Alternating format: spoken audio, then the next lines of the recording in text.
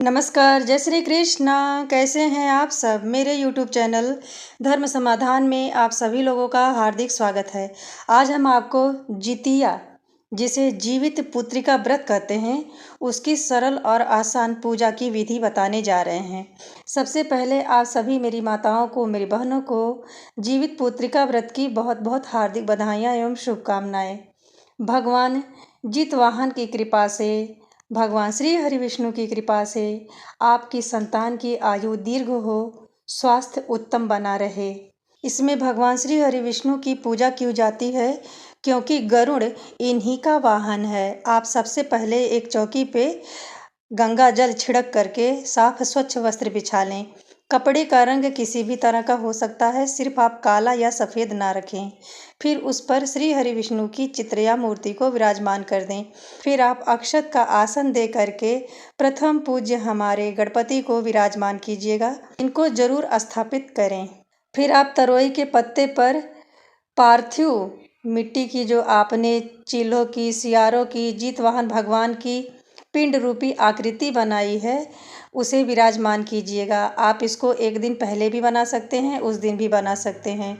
इसे बनाने से पहले आपको मिट्टी में गंगा जल और थोड़ी सी हल्दी जरूर मिला लेनी चाहिए। आप चाहें तो मूर्ति बना सकते हैं। मैंने सिर्फ भावपूर्ण पिंड का स्वरूप दिया है क्योंकि भाव से ही पूजा की जाती है। आप हो सकता है मुझसे अच्छी आकृति बना लें। आप इन्हें तरोई के पत्ते पर विराजमान करने के बाद में देखिए इस तरह से आपको बनानी है। बहुत ही सरल माध्यम से हमने बनाया है। आप तुलसी के गमले से मिट्टी ले सकते हैं या आपके घर कोई और गमला है तो उससे भी मिट्टी ले लीजिएगा। फिर एक लोटा जल लें और फूल के माध्यम से भगवान श्री हरि विष्णु को, गणपति को, चिल्हो सियारो और जीतवाहन भगवान को भावपूर्ण स्नान करा दीजिएगा। आप चिल्हो सियारो को, जीतवाहन भगवान को, श्री हरि विष्णु और गणपति को भी कलावा रूपी वस्त्र जरूर समर्पित करें। जितिया का व्रत इस बार 14 सितंबर 2025 दिन रविवार को रखा जाएगा। स्नान, ध्यान, वस्त्र समर्पित कराने के बाद में आप सबको पीले चंदन से तिलक करें। आप रोली से तिलक करें। गणपति को और सभी चौकी पे विराजमान देवी देवताओं को आप तिलक कीजिएगा।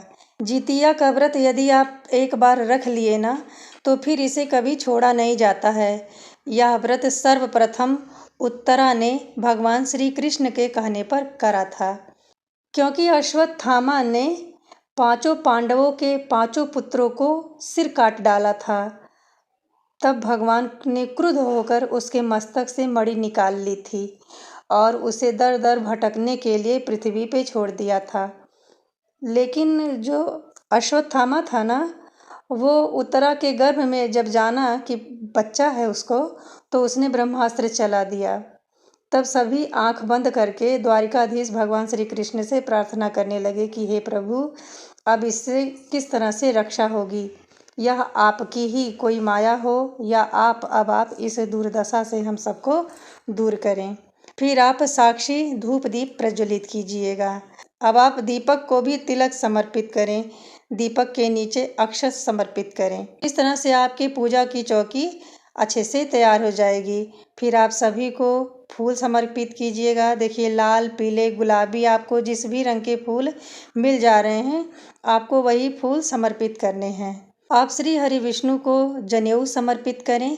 अगर आपके पास 2 जनेऊ हो या 3 जनेऊ हो तो आप जीतवाहन भगवान और गणपति को भी जनेऊ समर्पित कर सकते हैं। जब सब लोग उत्तरा के गर्भ की रक्षा करने के लिए भगवान श्री कृष्ण से प्रार्थना करने लगे, तब भगवान श्री कृष्ण ने उसके गर्भ की रक्षा की और उत्तरा से कहा कि तुम जीवित पुत्रिका का व्रत किया करो। तब उत्तरा ने यह व्रत किया था। आप व्रत का संकल्प लें। हाथ में अक्षत, फूल और जल लेकर जितिया व्रत का संकल्प लिया जाता है। संकल्प लेने के बाद सारी वस्तुएं आप नारायण के चरणों में समर्पित कर दें। श्री हरि विष्णु और समस्त देवी देवताओं को भोग प्रसाद तुलसी पत्र के साथ समर्पित करें और भगवान गणपति को आप अलग से भोग प्रसाद समर्पित करेंगे। फिर आप एक लोटा जल रखें। आप अपने हाथ में फूल, अक्षत ले करके कथा को सुने। आप भगवान श्री हरि विष्णु से कहें, हे नारायण, हे मेरे ईश्वर, मैंने यह व्रत किया है, आप मेरे संतान को उत्तम स्वास्थ्य एवं दीर्घ आयु प्रदान करें। फिर समस्त पूजा पाठ संपन्न होने के बाद में सभी देवी देवताओं को आप प्रणाम करें। आप जो जल का लोटा रखे हैं इसे आप चंद्रमा को अर्घ दे दीजिएगा। और जीत वाहन भगवान से आप घर में सुख समृद्धि बनाए रखने के लिए फिर आप कपूर से भगवान गणेश जी की, जीत वाहन भगवान की और श्री हरि विष्णु की बड़े ही प्रेम पूर्वक आरती कीजिएगा। अगर आपको जीत वाहन भगवान की आरती आती है तो आप गा सकते हैं, गणेश जी की आरती गा सकते हैं, या आप चाहें तो भगवान श्री हरि विष्णु के महा आरती ओम जय जगदीश हरे को गा सकते हैं। फिर आप थोड़ा सा जल लेकर चौकी के चारों तरफ 3 बार घुमाएं और पूजा में रही सही कमियों के लिए भगवान श्री हरि विष्णु से क्षमा याचना करें। जितिया व्रत का पारण 15 सितंबर 2025 दिन सोमवार को सुबह 5:25 से लेकर के 7:35 के बीच में कर लेना चाहिए। जितिया का पूजा आप 4:30 बजे से लेकर के 7 बजे तक के बीच में कर सकते हैं। जब गोधूली बेला होती है तो ही जितिया का पूजा उपासना करना श्रेयस्कर होता है। इस वीडियो में दी गई जानकारी से यदि आप जरा सा लाभान्वित होते हैं तो कमेंट बॉक्स में जय श्री हरि विष्णु जरूर लिखें। मिलते हैं अगले वीडियो में ऐसी ही महत्वपूर्ण जानकारी के साथ। तब तक के लिए नमस्ते।